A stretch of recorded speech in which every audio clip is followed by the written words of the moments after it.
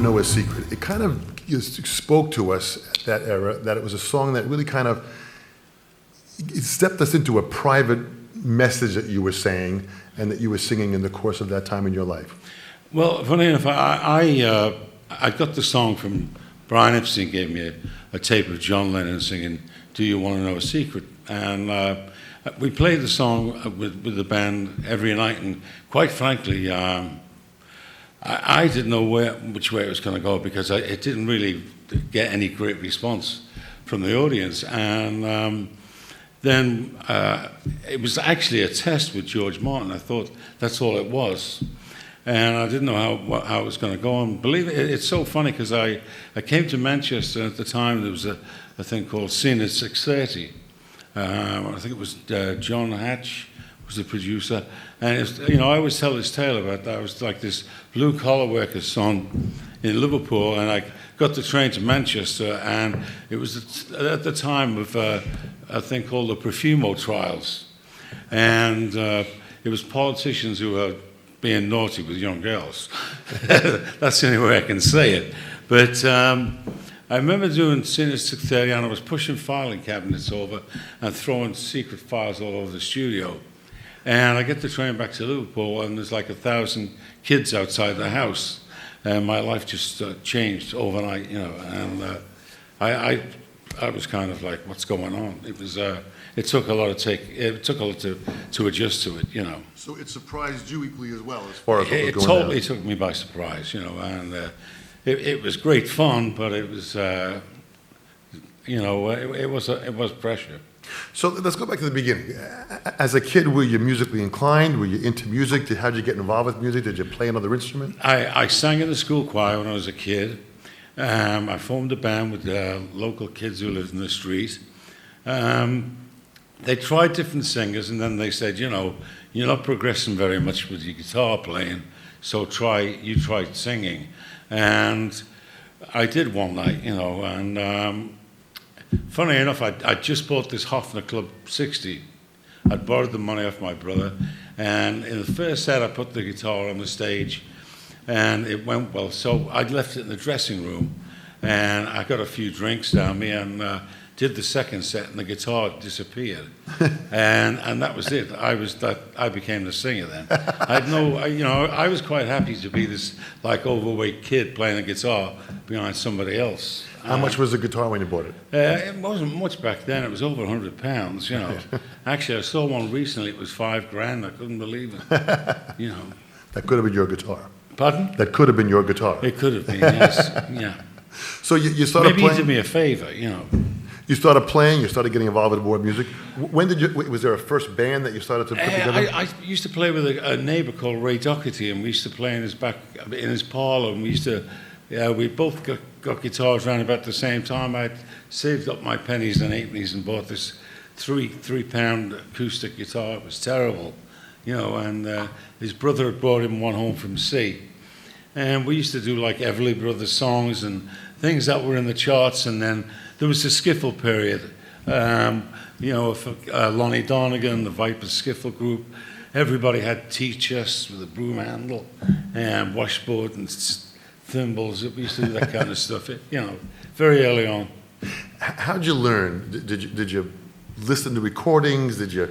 No, I just sat there and worked it out. I learned. I never became a lead guitar player, but I learned all the chords. And the music teacher at school, funny enough, was amazed because I could transpose everything mentally very quickly from one key to another. So that had to be a natural ability that you had, that just to transposition. I guess so. I just thought it was it seemed quite easy. Who were the artists that you were listening to at that time? Well, at the time, there wasn't a lot of pop music being played. It was like Radio Luxembourg. I used to listen to it on a Sunday night. And it was like Little Richard and Jerry Lewis and Fats Domino, Chuck Berry, but, all those kind of people. So it's funny you say Radio Luxembourg. So that means a radio station was on, you kind of tuned into it, and you sat near the radio. Sat all Sunday night, yeah. And you sat there just listening to music. Listen to it, yeah. And then I'd buy the records I liked, and as I said earlier, I would sort of just take the lyrics down and throw the records away or out the way, and we played at like a working man's club quite near where I lived, and we started playing there. They said, you got to pay for the electricity and stuff like that, and a line started forming every Saturday night, and it got bigger and bigger, and the band got popular, and we said, we've got to get out of here.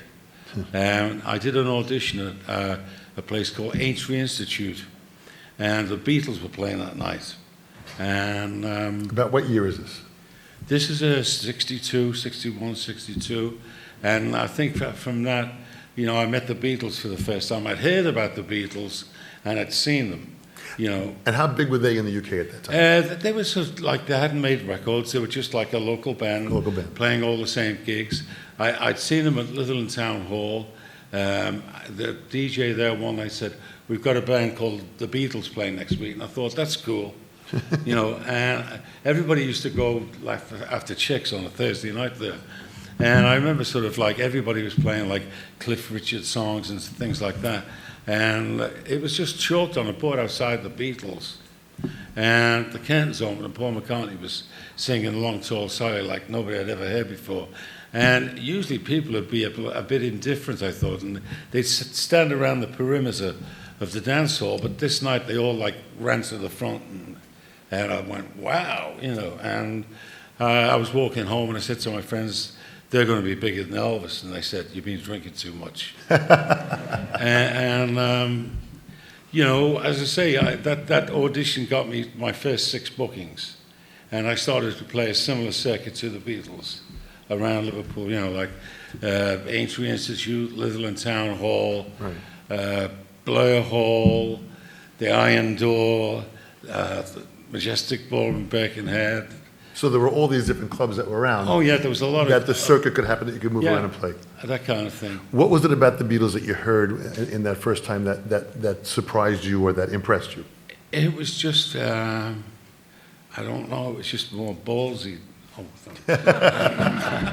No, that's an actual word you can use. no, it was just, it had more edge to it than I'd ever heard. I thought like at the time people played rock and roll too nice. It was too nice, It's polite. And guys all did steps like the Shadows and wore suits with handkerchiefs and ties that matched. It wasn't hip, I didn't think. Yeah. And they was like scruffy, and they had longer hair than I'd ever seen. And But at that time, they were basically a cover band, so to speak. yeah, but they were very smart. They covered songs that weren't familiar to people. They'd pick B-sides and tracks they'd heard, and American blues people and black people. Right. So here you are, you have your own band now, you're in this circuit.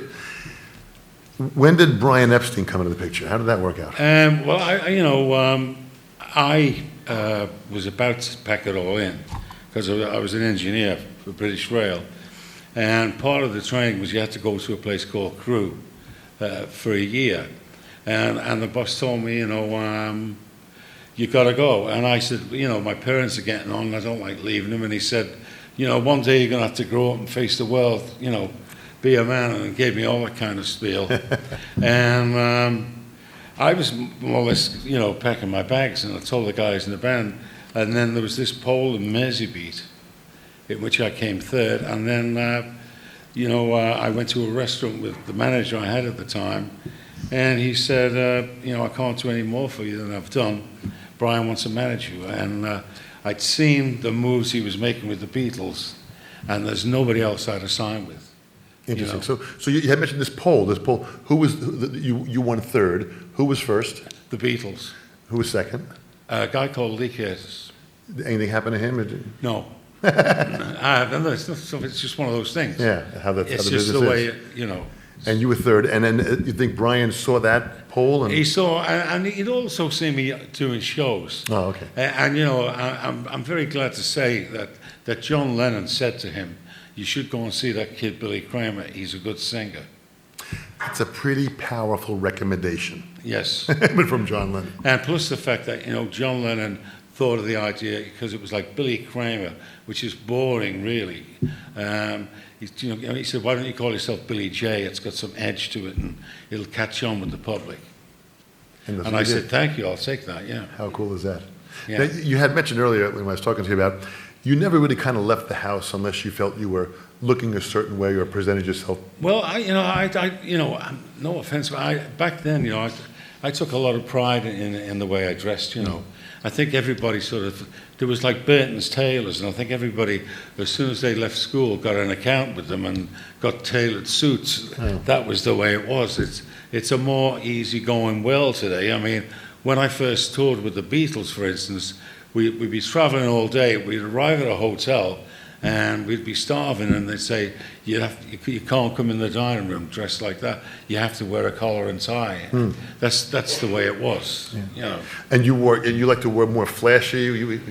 No, I mean, we were just dressed in regular clothes, but not suits and ties. Right. And they'd say you have to go and put a collar and tie on. You can't come in here like that. So Brian sees you. He hears what you're doing. He gets familiar with it, and he approaches you and says what? He just said to me, like, what would you like? Where would you like to be with your career, and what would you like to do? And I said, I'd like to become a very good entertainer and a good singer, and I'd like to be that I could do well, even if I didn't have. If I hit records, I wouldn't want to just rely on them. I'd want to develop and become a good performer.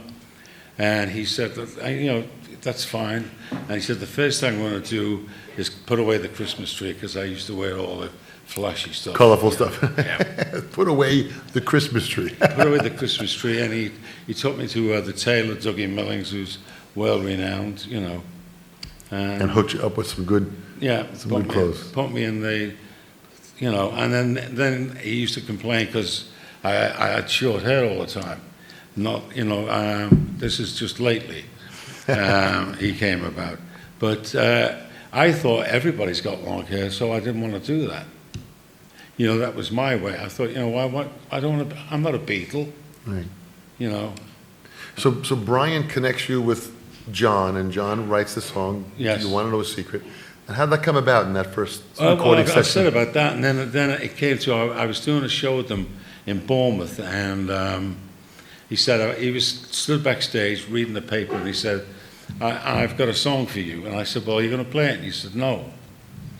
He said, we've just gotten the charts in America, and he was talking about that. And I said, John, it's my birthday today. I'm dying to hear it, And he said, I'll come to Abbey Road.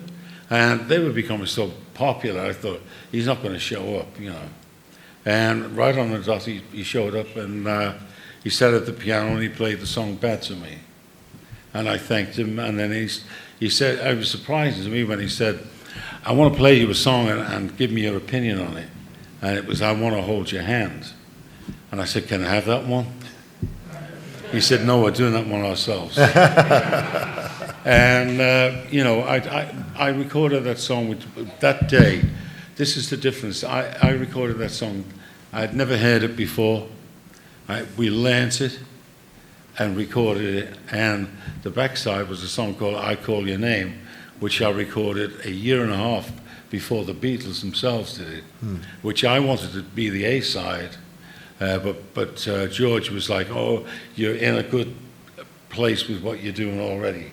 It's too, I wanted to, my opinion was that you change when you're hot. You don't wait till you've had a few flops.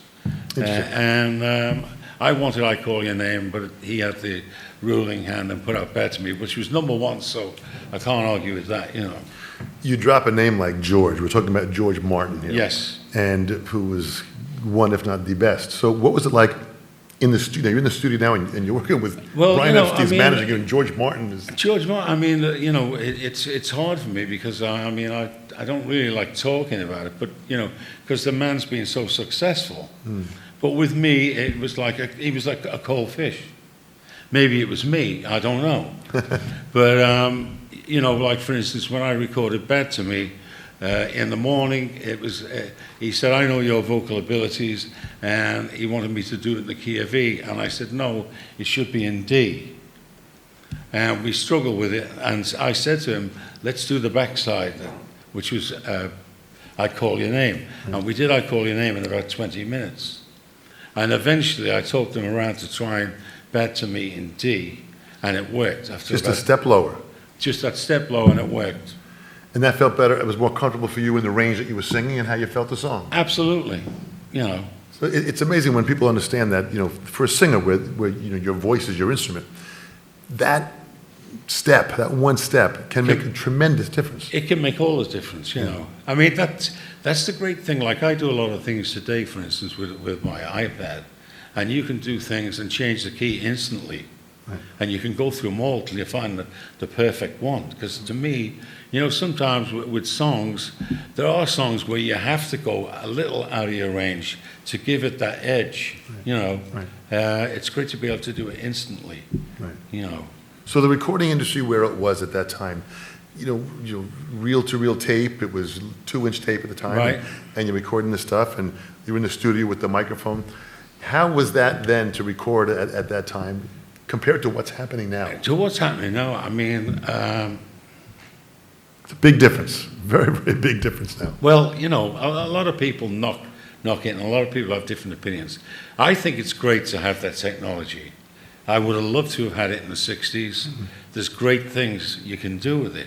I used to like the fact that we did play live in the studio. It wasn't like one instrument at a time. It wasn't just getting a section of a song and looping it. You had to do it from start to finish. And sometimes you'd have to do like 50 takes before you got Right. one that was good at the beginning and good at the end and good in the middle. And, you know, but now it's a click track and everything's spot on, which is, the way you can edit today is fantastic. I'm definitely opposed to auto-tune.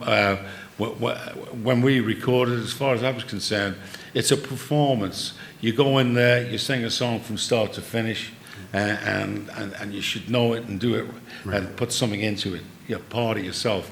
To me, to be taking out words and dropping in words is phony, you know. But you mentioned auto-tune, you know, for the students that are here and for the audience, that really is it's a very different way of recording where they can correct the pitch of your singing. Yes. So a person might not be singing on Well, they key. shouldn't be in there then. That's the point, is that they really shouldn't be in there. So the standard of what it takes to be prepared, to go into that studio and know the song. You knew the songs. No, well, no. I mean, do you want to know a secret I've done live? Bed to me, I Call Your Name. I'd never heard them till that day. I'll Keep You Satisfied, the same thing. From a Window, which was a big hit, the same thing. So what do you think, I mean, that's so special. What do you think it was that you had that you were able to go in there, I mean, and just do it? It was just, I don't know, it was just something I felt, this is it, this is what I do, and I got to do it, you know? Well, this is really and it was, I got a big buzz out of it. I loved it. Well, this is really weird, natural talent and what people speak about a gift. To go in there and do that, I mean... You know, I mean, funny enough, I mean, I had a big hit with Little Children, and I think that was like one that I did rehearse, and it was because I got the demo, and it was just Mort Schumann. He played piano very badly, sang very badly, but I thought it was a hit. Right. And you know, I had issues with George Martin and Brian, and these things go on behind the scenes. You know? Right. They thought it was a bit near the mark, and I thought they were stupid because it wasn't. You know. Yeah. And I was right for once, anyway. You know? So so now you come home, your life has changed now. People are at your home and they're like, you know, Yeah. you're really blown away and excited about what you're doing. What was the next step? You put a band together, you go out, you start... I was with a band who were already formed from Manchester, the Dakotas, and you know, we went out and we played all over Europe. We went to America and we did Ed Sullivan's show. Now, the Ed Sullivan Show, you have to understand, that was the show that went to 60, 70 million people on a Sunday night at 9 o'clock. Well- and everybody watched that show. Well, I'll tell you the truth. If I'd have known there were 70 million people watching, I'd have run. You know, the thought of that, you know. And the thing is, I mean, back then, there was no VCRs. Yeah. You know, I never saw them shows till years later. Right. Because I just did it and whatever else I had to do. And I came back from America, and it was years later when everybody could buy VCRs. I first saw them. And by the recordings of what it It was. was Yeah. weird looking at yourself, years before in black and white. It was strange. And what was it like? I mean, we watched. I was pretty good, actually. I want to go back and try and find that because it really is exciting to know that there were so many bands, the Doors, the Beatles, the Rolling Stones, that were on the Ed Sullivan Show. Aside from many other acts, there were also Frank Sinatra, Barbra Streisand, there were Right. Elvis Presley, the biggest acts in the world were on the show. What was it like when you were backstage getting ready to go on? How old were you at the time when that happened? 19 or 20. 19 or 20. You were a kid. What You was know, it like? Well, it's funny because I flew into New York and Brian Epstein said, "What do you think?" I said, "I think we should go back to England." I was very intimidated by it all and overwhelmed. But with the Ed Sullivan Show, they reversed the amplifiers, and we did a sound check, and I went off, and I came back at the time, and I just went right on and did it. What do you mean they reversed the amplifiers? They turned them the opposite way around. They turned the opposite way around? Yes. They faced them back away from the audience? Yes. And you rehearsed and you... We had a quick sound check. We went through the songs. How many guys were in the band? 4. 4 of you guys in the band. 2 guitar players, a bass player, and a drummer. You rehearsed it, just ran through it quickly? Yeah, and that was it. And then when the live show happened, audience came in? Oh yeah, and it's funny because it's not a very big theatre, Right. but I think it holds about as many as what's here today. Yeah. Yet the way that the lights were and the whole thing, and everybody was screaming, it seemed like there was 10,000 people. You did the show, you went on to continue, you came back to the UK, and you pursued what you were doing, and you're still continuing in what's happening now. But I want to talk about one thing. Funny enough, I did like the Palladium. Wow. The London Palladium. Now, I did know there was a big audience there, and I never slept for a month. Because I really felt, if you do something like the Palladium, you've got to earn your place. Yeah. I thought, this is a place that's had Sinatra, Julie Garland, Barbra Streisand, me, I've been in this business 5 minutes. And, and this is the sort of guy Brian Epstein was. Like, I'm getting ready to go on in front of all these people. And he goes, "No, you don't wear that." And he'd had a suit made. He said, "That's what you wear at the Palladium." The kind of manager he was, he would turn up at gigs. He would be unannounced. He'd come round after the show. He'd go through the set. He'd go through the songs, how you announce them, get rid of that one. He really micromanages. Absolutely. That's what he was like. Wow. Yeah. So your latest CD, I Won the Fight, you've recorded this, you've done it, you're out touring. Yes. Tell us about that. Well, I was sat at home, and over the years I've done a lot of different things. I've narrated books, and I've sang all over the place, and I've had a wonderful life thanks to the public. And I feel very blessed and honoured that I'm still around and can still do it today. And I just thought, it was getting near like the 50th anniversary of all this stuff coming around. I'd also realized that, like the Rock and Roll Hall of Fame, I'd ignored Brian Epstein, and he'd discovered the biggest band the world's ever known, and they still are. And I wrote this one song called Liverpool with Love, which mentions that in it. And then I have a place in Santa Fe, and I wrote this song called Sunsets of Santa Fe, and I sort of, believe it or not, I sent that to different people, which is another wonderful thing with technology. You can just I could email it to musicians that I knew. I had like vocal backings put on it in Liverpool, guitars in Chicago, and I put it together in New York, and it just evolved. It was like I wrote quite a lot of the stuff myself, and it was also songs that I'd had in I call it my mental library for a long time, that I'd always wanted to do, or I tried them before and they'd never worked out. And to me, I think it's so different than the albums I made. Well, I never made an album. I went to EMI and they put on A sides, B sides. They say, "Sing this, Billy." There was no I didn't artistically participate. I didn't think ever, and it was something I wanted to do. So the band you have now, you're out working, and I know on this panel, we had Liberty DeVito here. Yes. And Liberty, who is a phenomenal, literally, they call him the songwriter's drummer. I mean, he really Right. knows how to drive a band and the energy that he has. He's going out and touring with you, and you guys are playing and still doing it and actively involved in. I'm very fortunate that I happen to really like what I do. I enjoy. I've had a ball today. It's been really nice to be here. We're here. We're going to be rehearsing tomorrow, and we're starting. We finished the tour last Sunday in Seattle, and we're starting this tour in Blackpool on Sunday night. Well, that'll be very exciting. We're doing 30 shows in 5 weeks. So it's everything's Boy, great. anybody here that can get to the shows, make sure you get to the shows. And I want to ask one more question. What would you say to these students who have that gleam in their eyes, that sparkle in their eyes of their passion of what they love doing? What would you say to them, to this next generation, of what they can do to prepare them for the crazy business that we're in? You can do anything if you want to, you know. I mean, it's like, to me, people say to me, like, what is I Won the Fight all about? I Won the Fight to me is me.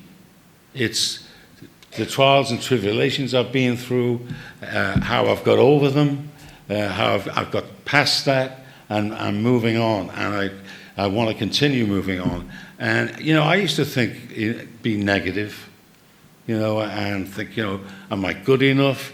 Do I look good? Are people going to like me? I've been through all of them issues, Yeah. you know, but that's what they call it today. Yeah, right. And now, to me, today I'm me. What you see is what you get. There's no, that's it. That's You know, I mean, I'd stand up on a beer crate and show you what I can do. Yeah. It's as simple as that. And I have a great time, and it's been great to be here. Boy, that level of honesty, that level of perseverance, what you have done, the music you have played in the past, the music you continue to, still inspires everybody. You are truly a legend. On behalf of the Sessions, we thank you so much. Would you please give a round of applause for Billy J. Kramer? Yeah.